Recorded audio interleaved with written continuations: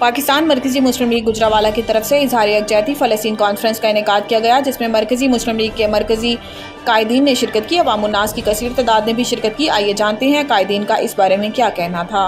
خطاب کے لیے تشریف لا رہے ہیں صدر جمعیت اہل حدیث پاکستان قائد ابن قائد علامہ ہشام الہی ظہیر صاحب، میں ان سے ملتمس ہوں تشریف لائیں اور خطاب فرمائیں۔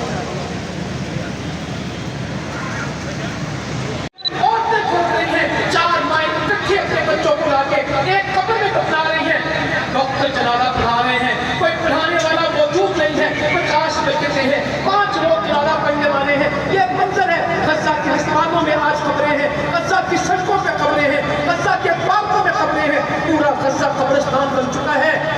مگر آج بھی ایک ہی آواز آتی ہے، ان معی ربی سیہدین، اللہ معنا، اللہ اکبر، حسبی اللہ، حسبی اللہ، اللہ تعالیٰ ہماری مدد کرے، اللہ تعالیٰ ہمارے ساتھ ہے۔ کوئی بندہ ڈرا نہیں ہے، کسی نے بھیک نہیں مانگی، ولا تہنوا فی ابتغاء القوم، اور کوئی پیچھے نہیں ہٹا، ولا تہنوا وتدعوا الی السلم، اور کسی نے بھیک نہیں مانگی۔ یاہو تم جتنا UN میں رو سکتا ہے رو لے، تم اور رو گے انشاءاللہ فتح مسلمانوں کی ہے۔ تم ہمیں جانتے ہو، تم بنو قریظہ کی تعریف کرو، اور میں ان کو کیا کہوں کہ نیتن یاہو کو بنو قریظہ کو پڑھے، میں یہودیوں کو کیا کہوں کہ وہ بنو قریظہ کو پڑھے۔ مسلمانوں کے بچوں کو بنو قریظہ نہیں آتا، مسلمانوں کے بچوں کو خیبر کی فتح یاد نہیں ہے، مسلمانوں کو اپنے نبی کریم صلی اللہ علیہ وسلم کے جو یہودیوں کے بارے میں فرمودات ہے یہ پڑھنے والے نہیں۔